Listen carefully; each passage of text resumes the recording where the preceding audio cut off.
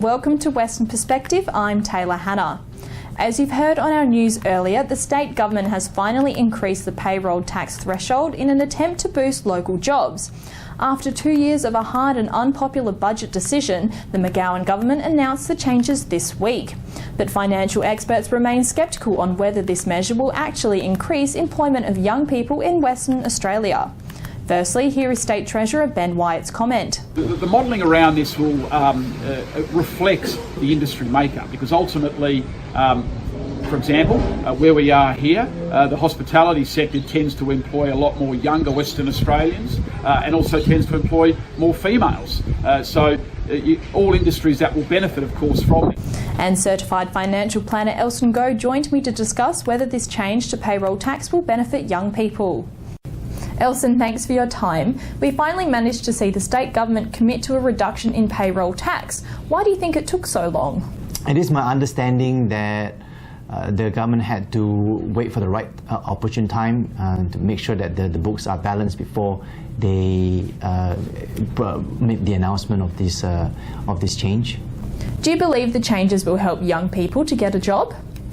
I think it depends on quite a few things, because whilst you can see that there is an increase in the threshold, it all depends on how much the businesses are saving, and are businesses willing to spend the money to hire new additional staff. And at the end of the day, the businesses have to make money before they hire additional staff. There must be additional work available before they put on new employees. So it seems the government's policy argument is that it's more speculation rather than facts. Would you agree?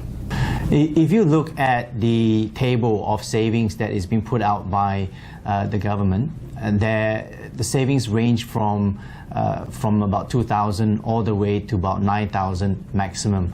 So the question now would be, would that be enough to motivate businesses to put on additional staff?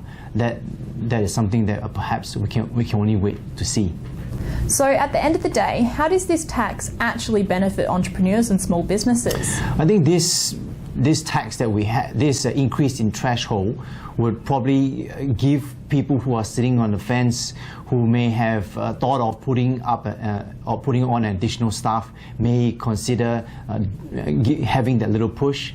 But at the end of the day, it's all about supply and demand. Is there sufficient supply or demand for the goods and services that would cause businesses to put on additional staff? And if you put it into perspective, the other states, like for example Queensland, the tax threshold there is 1.3 million, and for South Australia it's 1.5 million. So whilst the increase to 950,000 next year is a good step forward, I think we're still far behind some of our neighbouring states. So are you stating that company tax cuts are better than lifting the payroll tax threshold when it comes to job generation?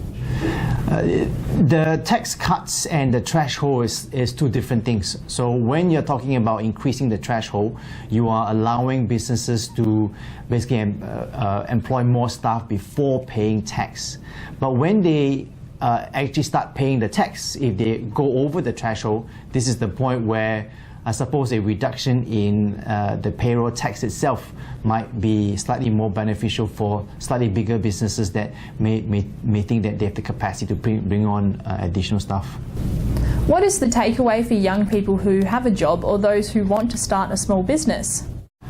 I think the raise in the threshold is probably not going to affect the small business startups, but for those who are middle tier businesses, I think they can look at, if they are considering or putting on additional staff, this may help push over the line. But at the end of the day, I think the biggest factor for job increases would be increase in demand, and I think that the main push that governments would have to think about is how to stimulate the economy into spending more. Without the additional amount of spending, businesses may find it very hard to put on additional staff. And what do you think can be done, in your opinion, to create more youth employment? I think there are quite a few measures that the governments can possibly consider in terms of having some form of partnership with like businesses to put on perhaps apprenticeship programs.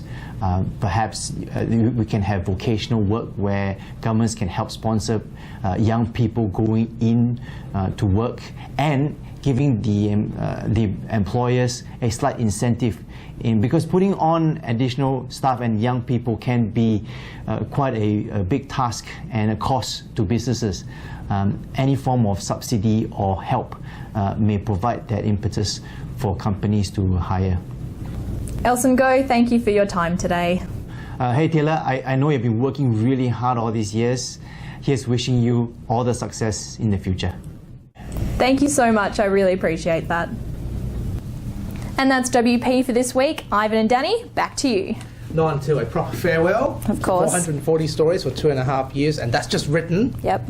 Not including piece to cameras and all the others. How much countless? You haven't counted, haven't you? No, too many to count. And Danny, what do you want to? It's been a pleasure working with you, Taylor. Thank you so much, guys. I appreciate it. All the best for your future, and I believe a lot of audience do owe you. So I'll let you say a proper goodbye. Thanks, guys. Thanks for watching.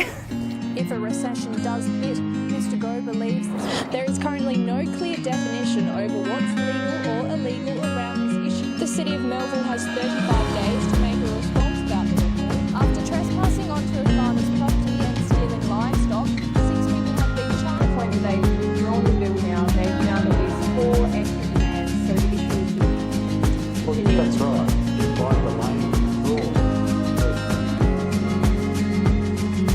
Taylor Hannah with today's headlines. In the news this week, who's to blame? The fallout has begun for the Labor Party in the aftermath with just under 2 weeks to go until the ever-anticipated federal election. As WA apartment prices have decreased by 9%. Details coming up on our website about WA's biggest interchange, moving north to south and east to west. We're here in Yagan Square supporting Daffodil Day in support of Pez Council WA. Thank you for watching. Good night. Take care.